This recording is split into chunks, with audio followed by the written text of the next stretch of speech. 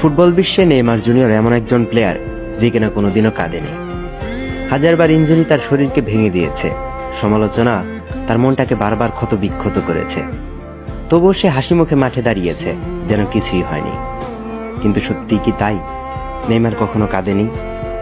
রাতের অন্ধকারে স্টেডিয়ামের আলো নিভে যাওয়ার পরে যখন চারপাশে কেউ থাকে না, তখন কি সত্যি তার চোখ ভিজে ওঠেনি? যে ছেলেটা ছোটবেলা থেকে শুধু একটা স্বপ্ন দেখেছে, বলটা পায়ে নিয়ে পৃথিবীকে জাদু দেখাবে, সে ছেলেটা কি কখনো ভেঙে পড়েনি? হয়তো আমরা দেখিনি, কারণ ক্যামেরা সবসময় চোখে জল ধরে রাখতে পারে না। ইনজুরিতে মাঠের বাইরে পড়ে থাকা সেই সময়গুলো যখন সবাই তাকে ট্রল করেছে, বলেছে ওভাররেটেড, তখন কি তার বুকটা ফেটে যায়নি?